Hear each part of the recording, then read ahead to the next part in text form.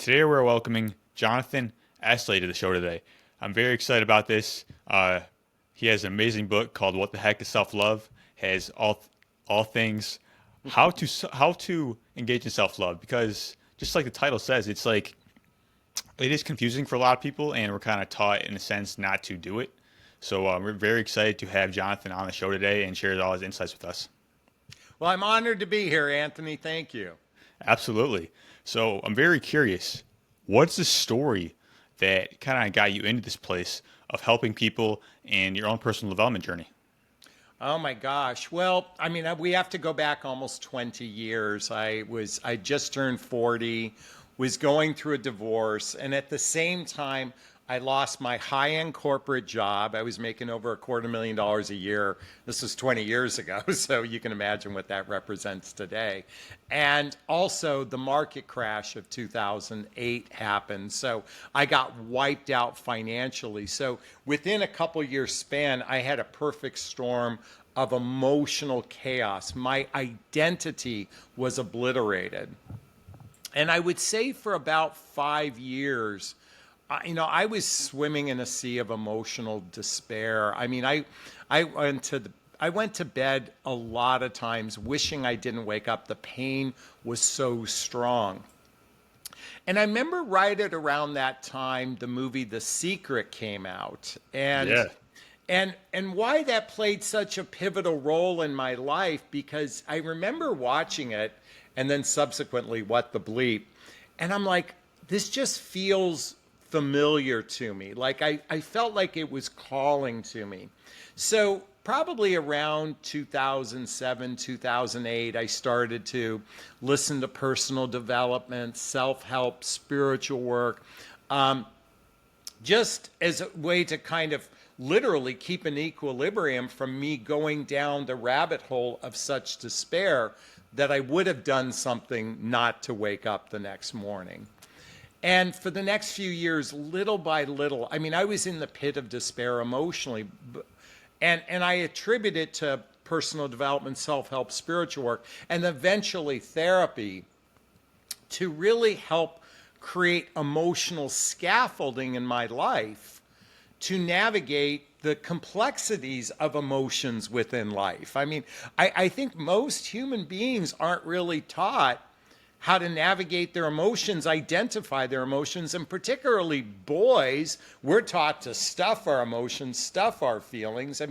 Thankfully for your generation, it's quite a bit different. I'm a tail end baby boomer, Gen Xer, and believe me, what the younger generation is, they're given more liberty to examine their emotions, but I was taught to stuff it. So it took about 5 years to really plant some roots, emotionally speaking. And why, when we think of personal development, a lot of times we can think of Tony Robbins, we can think of rah-rah, we can think about making money and the value all centered around our financial wealth. But at the same time, if we don't shore up the emotional scaffolding in our lives, it doesn't matter how much money you make. You know how many rich people commit suicide, or famous actors and actresses that do that. I'm a big believer of doing the personal development, self-help, spiritual work, and therapy to really help us understand who we are on the inside. And I'll piggyback that in a moment to self-love as well. Awesome, man. I love that. Like you kind of talked about it there, I feel like the foundation is the mind, really. Like the emotions, all these things. Like I feel like it's the foundation of what we lay a great life on. Like you kind of said, like the wealth, the relationships, all that. Because it all ties into how we relate to ourselves and self-love. Yeah. So, people ask me, what the heck is self-love anyway? And when I wrote the book, I'll be candid with you, it was birthed after the loss of my 19-year-old son. In 2018, my 19-year-old son passed away to an accident. And in my grief, in my suffering, if you will, in my pain, I don't want to, exaggerate it from a suffering standpoint. Well, let me retract that. When I say exaggerate, I did suffer, but I wasn't so I chose to grieve with love. I made a choice. I go, I can grieve with suffering or I could grieve with love. And to me, grieving with love is honoring his memory, honoring his life, knowing that he would not want me to suffer any day. So I chose love as a way of being. And not that it's easy, okay? To anyone who's listening to this and thinking, oh, yeah, Right. that's kind of spiritually bypassing or whatnot. No, I just chose, I made a choice. I think love is a choice to choose the gratitude versus the pain. I believe we have that capacity within us.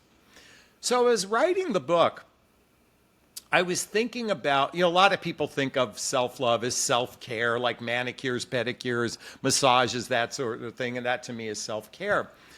Self-love is recognizing that we all have an inner 6-year-old, emotional 6-year-old inside of us. And then there's the adult of us, whether we're 18, 28, 38, 58, 68, whatever, there's the adult. But there's an emotional 6-year-old inside of us. And self-love is going, okay, I'm going to nurture the emotional 6-year-old inside of us as an adult would if you had a 6-year-old child when they're suffering, when they're hurt, when they've fallen down. Self-love is the recognition that we all need to take care of that little inner 6-year-old inside of us. Absolutely, man.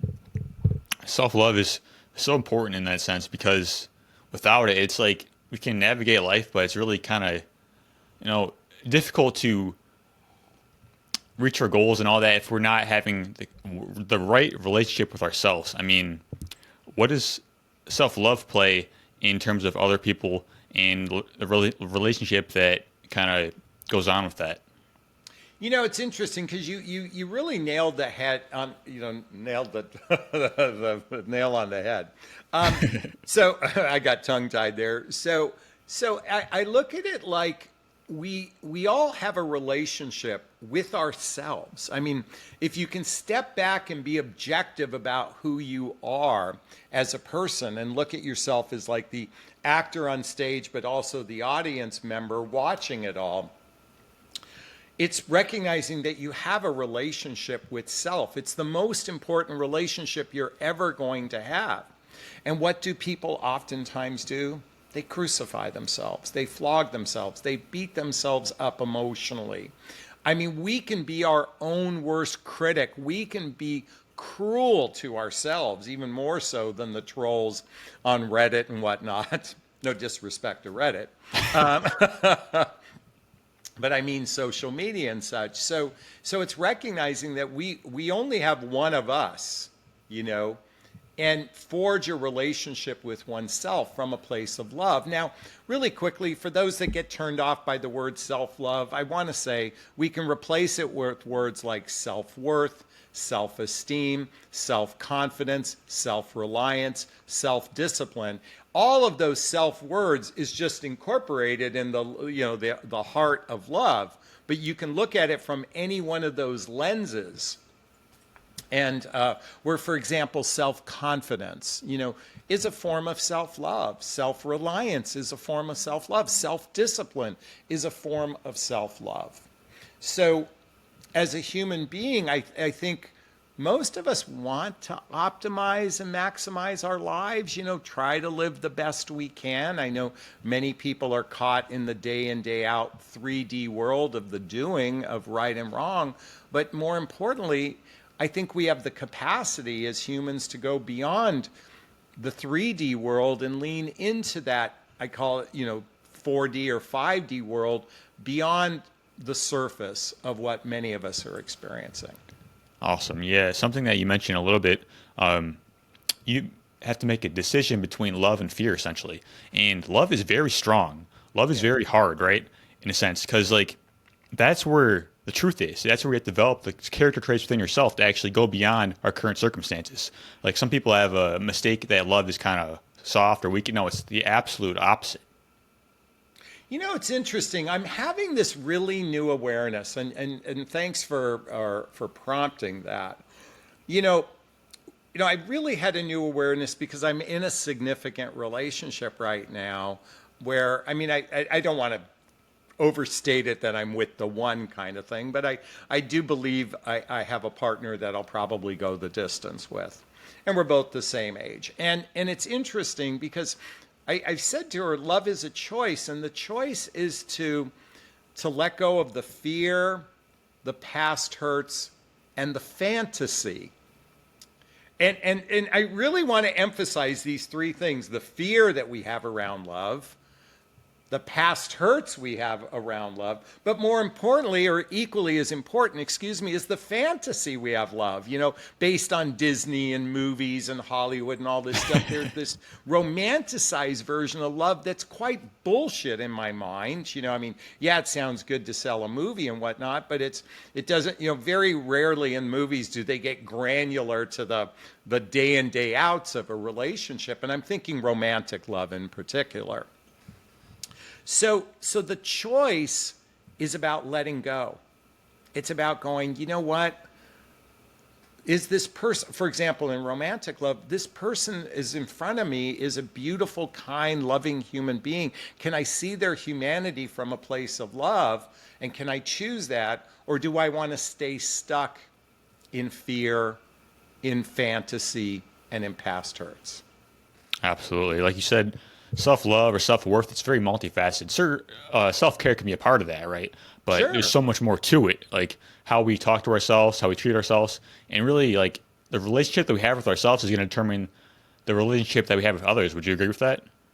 Oh, absolutely. When a human, and I mean men and women predominantly when I say humans, I mean, anyway, I said the word predominantly, and again, that sounds like an absolute, or not an absolute.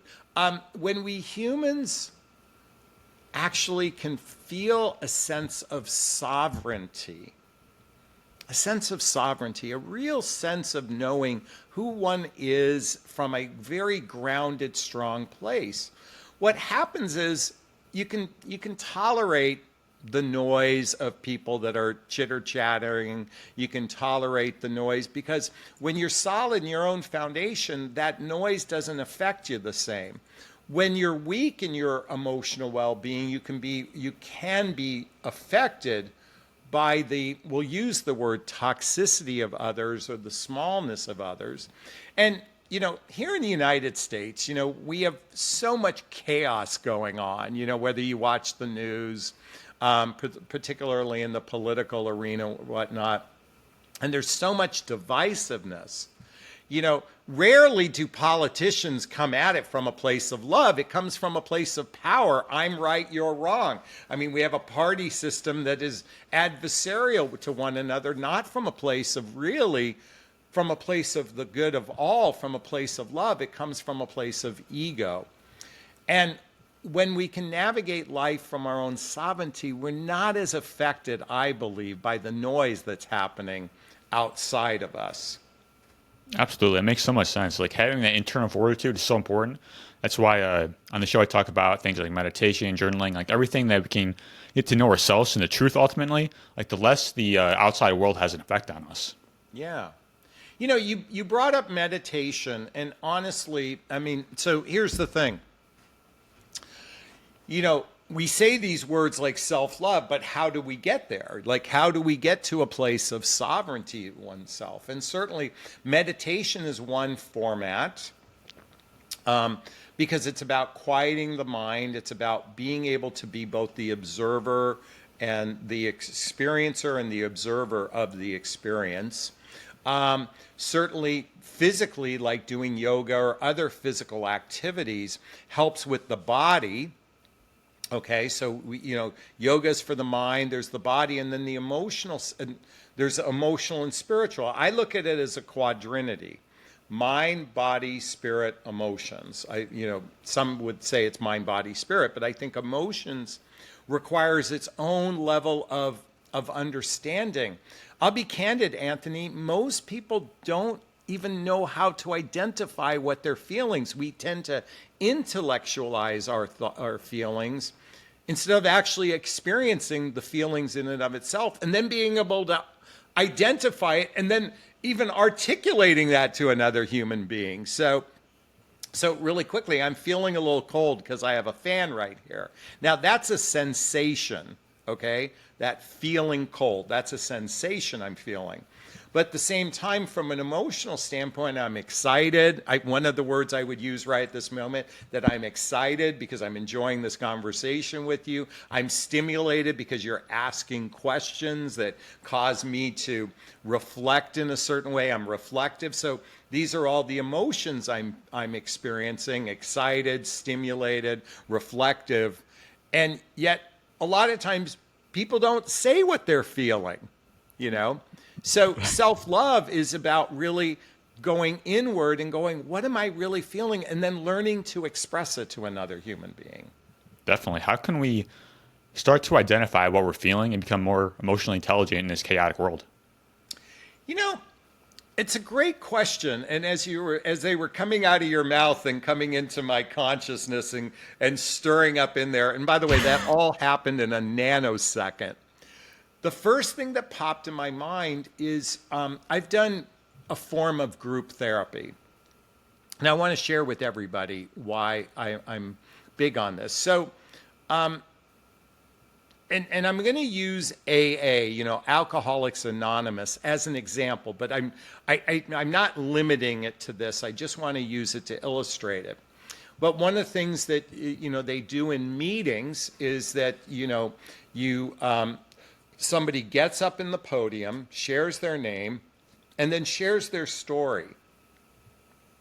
And as one person shares their story, and then they sit down and another person shares their story, and another person shares their story. What's interesting, Anthony, is you start going, oh, I can see myself in that story.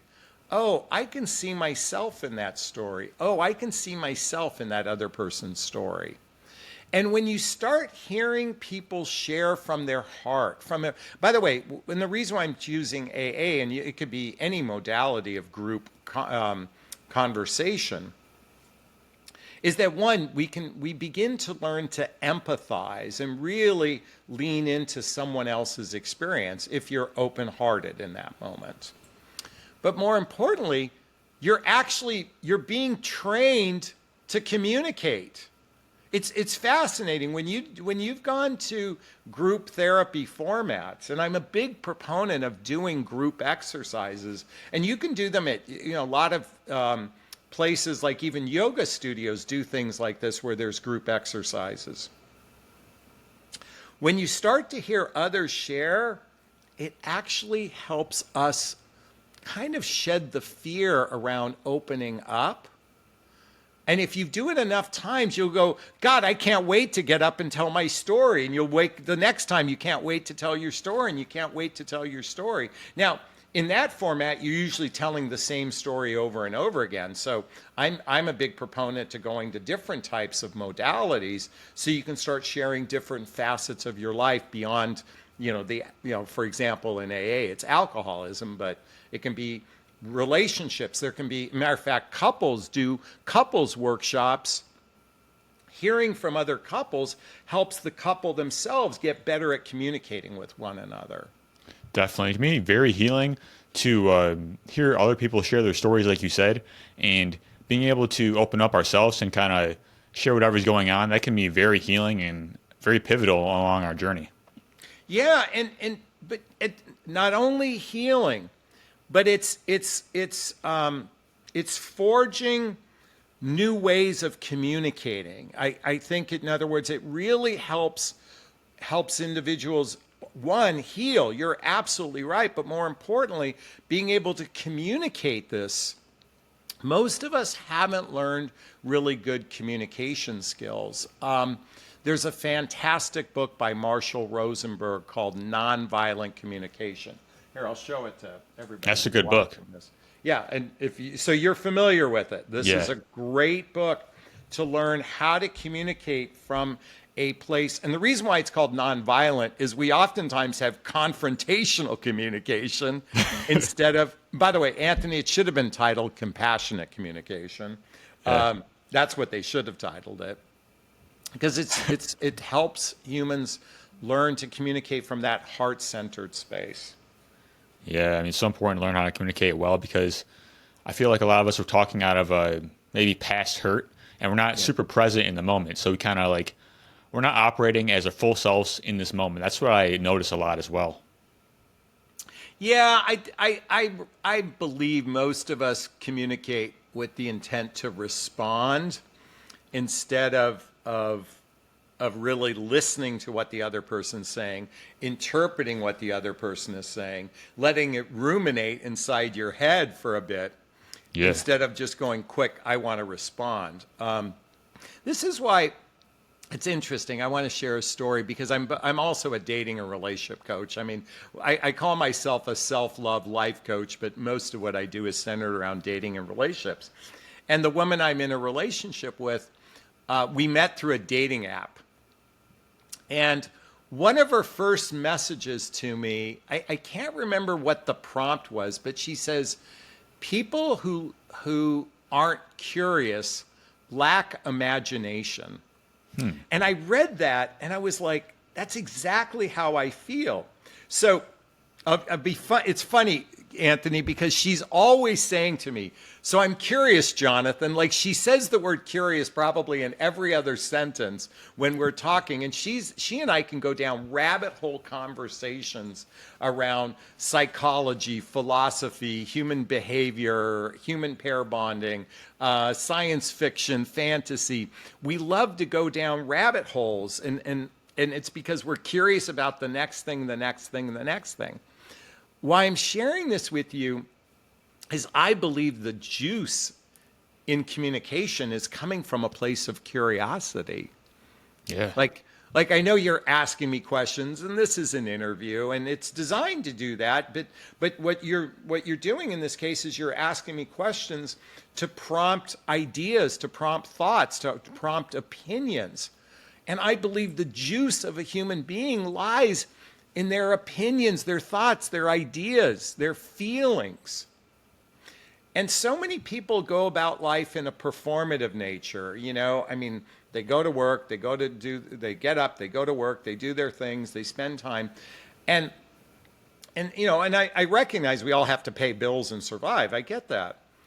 But to operate from a place of curiosity, I believe this is where the juice of life exists. definitely. I mean, there's a saying like first seek to understand, then be understood, right? Like Yeah. whatever it is, like especially in a maybe a conflict, like really wanting to learn from the other person, just kind of assess the situation, like curiosity, right? It's so important. Yeah, like you're having a conflict with your partner and like come from a place of curiosity. What could they be? And even ask it of yourself, like what could cause them to think that way? You know, and come from it from a place of putting yourself in their shoes for a moment and go, like, be curious and go, I wonder how they're viewing it rather than I'm right, they're wrong. Like, switch the thing is like, they are right, and then kind of go ask yourself, why do you think they're right? At least be curious about it. Definitely. I mean, coming from a place of curiosity can really help us heal in a sense because we're so like caught up in ourselves sometimes, but actually being able to self-assess, like you said, that's where the juice is. So, okay, I'm going to be curious right now. Let's turn the tables for a second. I'm going to ask you a You do question. it. You seem like a young guy compared to me. So, do you mind if I ask what age bracket you're in or how I'm old you are? 27. 27. Okay, so I've got 35 years on you, okay? So I would tell you when I was 27, I was a deer in the headlights when it came to personal development, self-help, spiritual work. What was the catalyst for you to want to do this podcast and explore? Like you read my book, by the way, I'm incredibly grateful. Thank you for that. But what was the catalyst for you? Absolutely. So I had Lyme disease diagnosis for 6 years, Okay. right? And basically, I was experiencing every symptom you can imagine from joint pain, which was the worst, thyroid issues. I can go on, but essentially, I was in a state of suffering. And I had two decisions. I can either live like this and be in misery, or I can actually listen to my heart and heal, which is what I chose. And that was very difficult. Like I learned all the tools of wellness, personal development, mindset, all these things through that process. I would not be who I am without it. And coming on the other side, completely healed, I'm just on fire to live my best life and kind of Yeah. reach as many people as I can do the same thing. Do you remember? Okay, so that's thank you for sharing that. And by the way, I'm to the extent uh, I can only imagine how much it sucked for a while, and happy to hear you've evolved from that. Do you remember the one catalyst, the one book, the one video, the one thing that tipped the scales for you to go, I'm going to go down this journey of personal development? Was there one thing that happened beyond I the Lyme disease? Like, I believe the ingredients were kind of already present within me. okay. Like I was already kind of on that path, but that situation kind of activated it further. Like this is the path that I need to go on to actually heal and become the greatest version of myself. Because what I notice is that we're all hit with situations, and two people can respond completely differently to the exact same situation. So the question is like, what is it that is with inside of yourself that life is going to activate? Yeah. You know, it's interesting. I shared the story of the movie The Secret earlier in this conversation. And I said it felt like a remembering. So if I go back in time enough to 1989, I had a friend of mine introduce me to the book. Do I have it here? Well, it's there somewhere. It's called You Can Heal Your Life by Louise Hay. And a friend gave me that book. And back then, this used to be called metaphysics, okay? You know, spirituality used to be called metaphysics to some degree. And I read that book and I'm like, God, this really resonates with me. And I even went to a church that was a metaphysical church. And I'm like, God, that just speaks to me. But right at that very same time, I met my now ex-wife. I met my wife, my future wife. And I kind of abandoned that spiritual work, that personal, that you can heal your life type of work. And so fast forward to, 15 plus years later, when I went through a divorce and the movie The Secret came out, I'm like, oh, this felt like a remembrance. Like my soul wanted to do this, but it took a detour. And by the way, this is no disrespect to my wife. I was following program, go to college, get a job, meet someone, get married, buy a house, start a family. I was following the program, but I think in my soul, there was something that yearned for wanting to believe that there's something greater than what's going on in life. And Anthony, when I lost my son, it created another awakening. And that is, I could believe that, there is no afterlife. Like, in other words, that once there's death, there's a dial tone kind of thing. And, I have friends of mine who are atheist or agnostic that operate that way. But as I started to examine death, and I'll be candid with you, after my son passed away, I decided to do psychedelics in ceremony, predominantly psilocybin. And I would do psilocybin ceremonies with a shaman. Technically not a shaman, a life coach, but I call him a shaman, And it was very ceremonial. I mean, it had the sound bowls and the guided meditation and the ayahuasca type music. And I started to go inward. And I'll share with you, I had many visitations from my son. In other words, I felt his presence, I felt his energy, I felt the veil of what's here and what's beyond here. Now, did I really feel this? I have no clue. I mean, someone listening to this go, yeah, right. But to me, it felt real. I mean, it still to this day feels real. Yeah. But I think the other component in this conversation centers around learning to overcome our fear of death. I think when a human can reach a point going, you know what, I don't fear death. And this is a lot of Ram Dass's work. I mean, if you choose to study Ram Dass and understanding this suit that we wear, that's just a human suit, that I believe we are spiritual beings having a human experience, life becomes, I'll say, sweeter when we don't fear death. We don't fear the worst case scenario and operate from a place of genuine trust. That's all part of this journey of self-love. And look at, do I still get air, like when I'm traveling on an airplane and I feel the turbulence, and do I white knuckle the seats a little bit? Yeah, because I mean, I don't want to have a violent death. But you know what? When I'm feeling that, I sometimes go, you know what? If this is it, I'll just enjoy the ride down. Wish I could have done some LSD ahead of time, but, and I'm being a little tongue in cheek. But, I'm here doing really, this share right now is I invite everybody to start really examining life from that spiritual point of view, and really come from a place of going, you know what? It might be shitty right now. Look at you. You had 6 years of Lyme disease, kind of shitty. I went through losing my money, getting my identity shattered, losing my child. But I still wake up every morning going, you know what? I'm going to wake up with a bit of hope, a bit of joy, a bit of happiness as my entry point. We'll see what happens throughout the rest of the day. Absolutely, man. Thanks for sharing that. I mean, Yeah. to pivot a little bit for relationships, Yeah.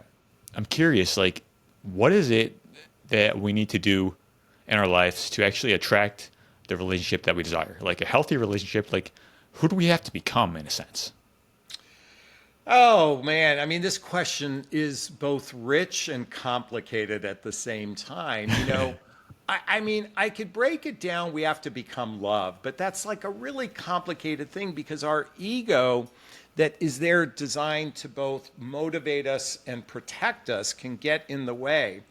And so, if I broke it down, I would start by saying that what gets in the way of relationship is fear around relationships, past hurts, and the fantasy. And I think we all have a makeup of all three of these to some degree. You know, it's interesting because your generation, I watch a lot of YouTube videos talking about the sexual marketplace and how young men are, suffering in the dating realm and how they're incels and that sort of thing. I mean, I hear a lot of noise by a lot of people who want to control people. But I think ultimately it's taking time to recognize that we all have some childhood wounds. And let me just say this. A lot of times people hear the words childhood wounds and they think of abuse, severe abandonment, severe physical or emotional abuse. And honestly, even the child who grew up in a good home had trauma. You could have had a school teacher that yelled at you once, like it happened to me. That's a traumatic event. And so one is I invite everyone to do inner work to look at how their childhood can create negative patterns and limiting beliefs in their life, as well as fears and insecurities or judgments towards other people, and recognizing that our actions affect others. Okay, so coming from that place of self-awareness. And you have to want a relationship. You have to really want it. But more importantly, you have to understand the mechanics of a relationship. Now I just said a complicated word, mechanics of a relationship. The minute you partner with another human being who is different than you, you're going to have conflict. And if you can't learn to resolve and repair conflict, you're going to have really complicated relationships. But more importantly, do you want to build a life with another person? Otherwise, you're just choosing casual versus serious. And casual is usually about attraction, entertainment, romance, and physical connection instead of real teamwork. Like, you have to want teamwork. You have to go, God, I really want a partner in my life. I really want a teammate. I don't want to do this by myself. And if you're not coming at it from a place of strong, I want a teammate, and by the way, and that teammate should be your best friend. I mean, I don't mean you date your best friend. I mean, they should become your strongest advocate, your biggest cheerleader, your confidant in life. If you're not operating from that lens, if you're like, well, it'll happen because magic fairy dust will make it happen, then you're going to be bumping heads from one person to the next to the next. You have to go in intentionally. That's the first thing I'm saying. I took a long roundabout way to get to be intentional about what you want. But then first, you got to figure out what you want. So Right. before you become intentional, you got to figure out what you want based on who you are.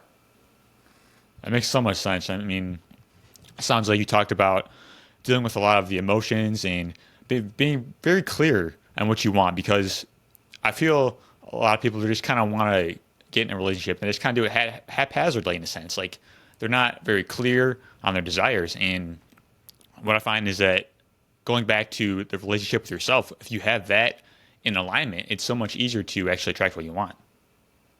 Yeah, I think it's an invitation for human beings to go, okay, you're listening to this right now, okay? You're going, oh, this guy's kind of weird, but he's making some sense too. I'm inviting everyone to get really clear on who do you think is compatible with you? Like, based on who you are, like really sit, who do I think is compatible to me beyond beyond the politics, the religion, the finances, that sort of thing. Like, what's your personality like? And really sit with these questions about yourself. The problem is very few of us are even taught to reflect this way. And I'm a dating relationship coach. I work with both men and women, and I have exercises where you have to fill out extensive questionnaires to kind of be self-reflective, because we're not asked these questions very often. Definitely. I mean, if we're starting along that path and we're clear on what we want, right? Okay. What are some signs that perhaps this is the right relationship and the wrong relationship? This is so hard to articulate, but your body gives you clues all the time. So our body, okay, and our heart. In other words, if you feel anxiety with somebody, probably not the right relationship. If you're feeling fear, probably not the right relationship. If you're feeling doubt, probably not the right relationship. Some months ago, about 8 or 9 months ago, I dated a woman. And and I was physically attracted to her, okay? And I was sexually attracted to her, okay? My dick was driving the bus, okay? I'm going to be honest, it was. But everything else in me was like in chaos. And I acted so fucking, like a Pachinko ball going all over the place. I was giving mixed signals. I was 1 minute I, didn't talk to her. The next minute I did. I was acting. And by the way, I do this shit for a living and I should know better. But there was my nervous system was going off. Now, I think the reason why that happened is it was so extreme because what I was looking for was calm. And the woman I'm with now, and as I said, I truly believe that this is going to go the distance. Everything about it is calm, is easy. We're on the same page. We are mirrors of one another. We share the same interests with one another. I mean, and we're not clones of one another. We are different. But everything about it is calm. So, like, you should be able to go on a first date and go, God, this was fun to be with this person.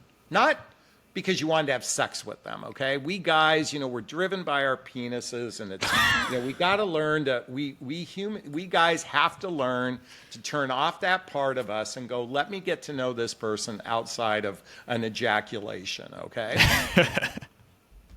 And I'm saying, and by the way, at your age, I mean, that's all I thought about was sex, sex, sex, sex, sex, sex, sex.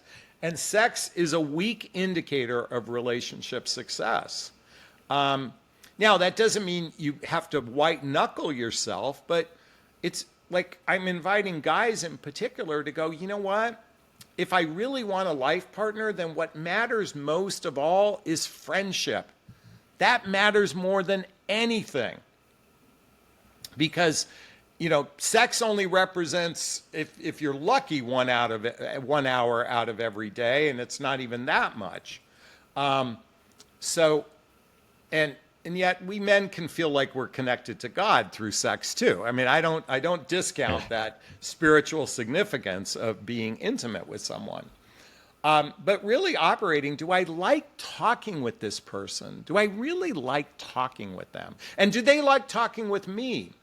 And I'll be candid with you, Anthony, most people talk at each other, not with each other. That makes a lot of sense. I mean, just really enjoying the person's company, I think, is important. I don't know how you feel about this, but I believe that, like, a man's primary priority should probably be his purpose, right? Being how he moves through the world.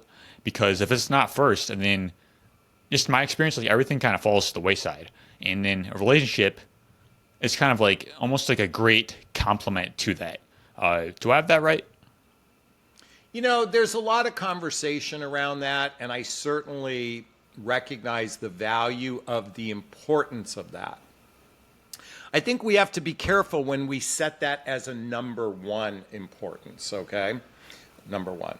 In other words, it's all encompassing. I believe there are many things important that are equally important. I think one thing that is important to me is being in integrity with myself. Okay? That's not my purpose. That's being in integrity with myself. Now, I could make that the highest importance and put purpose underneath it. But I'd rather put them side by side. And I put my relationship on the same level of all those things. And I put my children at the same level. Now, some people go, well, how can you do that? Well, it's important at different times. So I think particularly, and I know you guys and your demographic guys, you're being told your purpose, and, without your purpose, you can't be, and to some degree, I recognize we all have to put the oxygen mask on ourselves first. If you're not able to support yourself, then you can't support others underneath you. But it can also be an excuse to bypass, like I'm so focused on my purpose and neglect those other things in my life, like my relationship. So do you see how I shifted that a little bit? I'm not negating the importance of it, but I'm saying it's all important. It's all Absolutely. important. Yeah, I guess how I was Your defining it. sovereignty, your self-love is just as important as your purpose. Your integrity with yourself is just as important. Your relationship is just as important as your purpose. It's just at times it's going to be more important than others. Absolutely.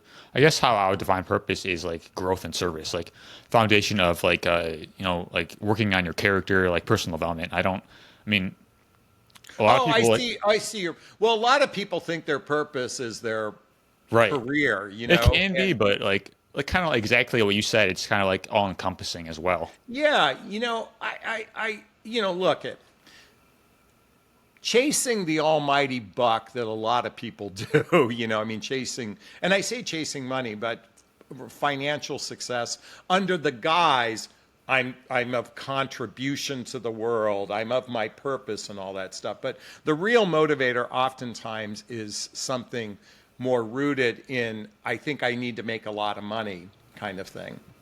Your purpose doesn't have to even generate $1 of income, like you said.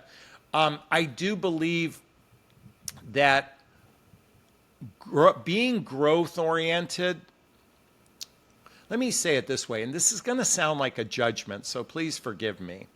But if you're going to be in relationship with somebody else in your life, choose somebody who wants to grow beyond their limitations versus those that just want to just experience life and, go take the picture of their finger on the Eiffel Tower and see the pyramids and, nothing wrong with doing any of those things, but they're more about the experience of life. I think life is about growing past our fears, our insecurities, our negative patterns, our limiting beliefs, our judgment of others, being in integrity with ourselves. That, to me, is being growth oriented.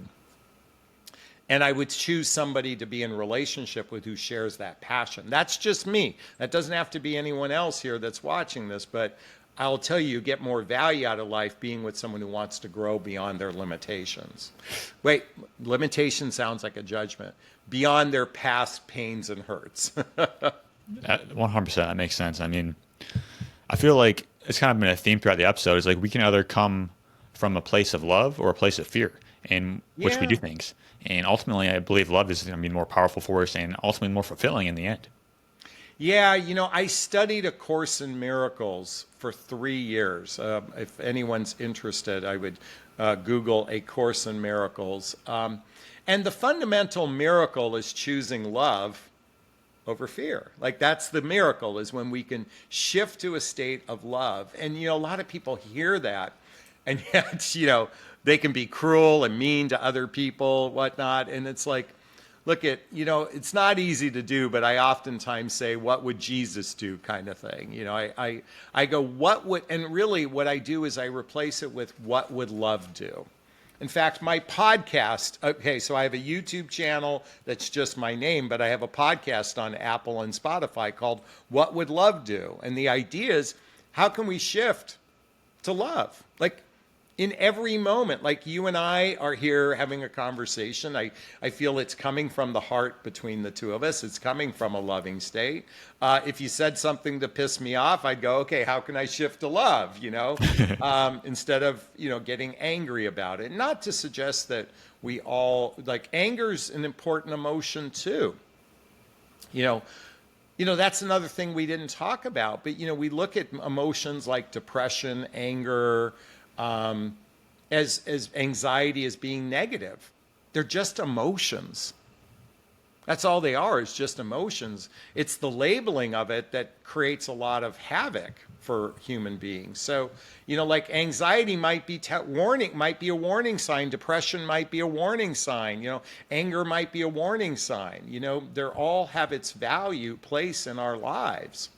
And so, I really want to encourage everyone from this podcast to start doing a deep dive into the emotional, life. Like really dive into your emotional life and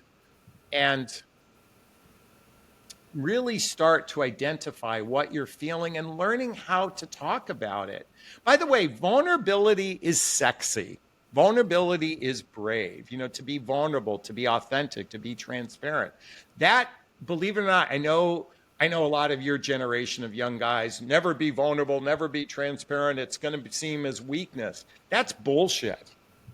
When you can embrace your Yeah, vulnerability, authenticity, and transparency from inner strength, anybody who sees it weak is not in your tribe. Choose people who go, fuck, that is awesome that you can go there. definitely. Yeah, it can be difficult to choose love over fear in the moment sometimes because like we're in like the midst of stress. Like it can be hard. This is why like kind of things like meditation and kind of training your mind is so important because I'm just saying like we don't rise to the level of occasion, but we follow the level we're training. Yeah, it's funny. I had an incident with my son recently. I had a small falling out. I acted like a gigantic dick to him. I mean, now you have to understand, he's a 29-year-old man, but I still see him as a 6-year-old boy. It's so hard for me to treat him as a man. Like, I mean, what I did to him, I would never do to any other 29-year-old adult. But I did something asinine, okay? And I was like, I thought he wasn't ever going to talk to me again. And, about 2 weeks went by and he came back. And he kind of looked at me, Dad, and he goes, fuck, for all the work you've done for the last decade and a half, I kind of expect better. And I'm like, dude, I'm still scratching the ant's belly on choosing love over fear. Believe me, I am in the midst of it. And he sees me and goes, he looks at me from the outside going, God, I have a great dad. I have a dad who really, does his best to make a difference in the world and all that kind of stuff. I think he's proud of me, but he's like, I expected better from you. I'm like, dude, I make mistakes every frigging day. I choose ego. I choose fear over love. It takes almost radical awareness and radical mindfulness, which is a work in progress for me. Absolutely, man. Lastly, I kind of want to talk about how if a relationship ends, like how can we begin to start to heal and transform and take the lessons to the next one? Yeah, that's a great question. So I have a dear friend of mine, Catherine Woodward Thomas, who wrote the book Conscious Uncoupling. I invite anyone that's listening to this to grab that book just to learn if, like, not, I mean, I mean, I don't want to set the stage that your relationship is going to fail, but it's a really great book to learn a lot of lessons in there. But what I teach my client is to ask yourself a series of 5 questions. And if your relationship ended, is to look inward and ask yourself, what positive things about myself did I learn in this experience? What positive things about myself? And at the same time, the same next question, which is piggybacking from that, is how have I healed a childhood wound from this relationship? Now we're getting into ninja level skills, Anthony. I mean, we're talking about understanding attachment style. We're talking about understanding something known as the imago. And there are 2 books I invite everyone to read. Read Attached by Amir Levine and Rachel Heller to understand attachment style, and read the book Getting the Love You Want by Harville Hendricks and Helen Hunt to learn about imago. Because every relationship is teaching us something. So what positive things about myself? How have I healed? Number 3, what was good about each relationship? Like really think about what was good about it.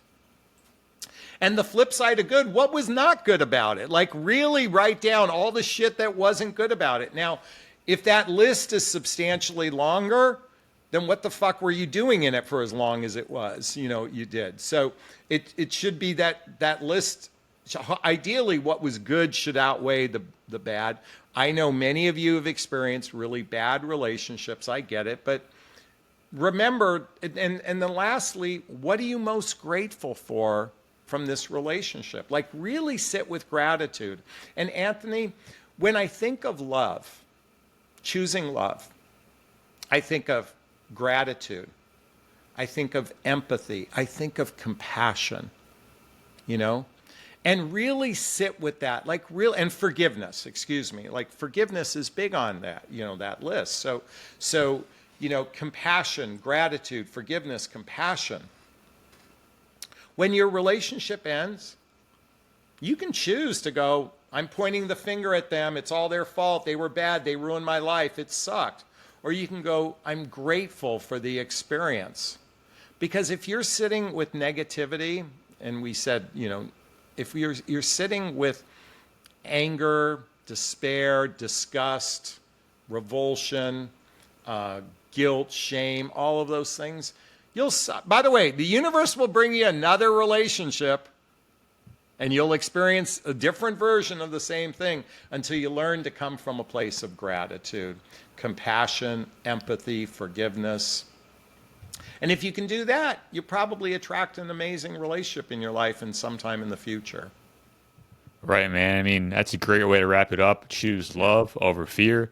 This has been awesome, Jonathan. We talked about your amazing story. We talked about so many different aspects of self-love and what it actually means and how to incorporate it, Yeah. curiosity, how to have a healthy relationship. So I'm just so grateful for this conversation. And if people want to learn more about you and your work, where can they go? Thank you so much. Anthony, you're a great interviewer, so I want to just Thank you. acknowledge that real quick. I really appreciated the curiosity and whatnot. So my name is listed here, Jonathan Aslay. Just cut and paste that. Put that in Google. The first thing that's going to come up is my YouTube channel. Check out my channel. I got a couple 100,000 subscribers. I post videos 4 or 5 times a week. Right below it is my website, jonathanaslay.com. You can go there. You can schedule. If you want to work with a coach, you can click that button. And then below that is all my social media, whether it's Instagram, Facebook. I'm barely on Twitter. And then my podcast, What Would Love Do? It's a piggyback from my YouTube channel. So you can just do that. And if you want to connect with me, just go to my website, hit that contact button, and schedule a call with me. See if working with a coach is right for you. Awesome, Jonathan. Thank you so much for coming on and sharing our insights with us. It was a real pleasure. Thank you, Anthony. It's been a real treat. All right.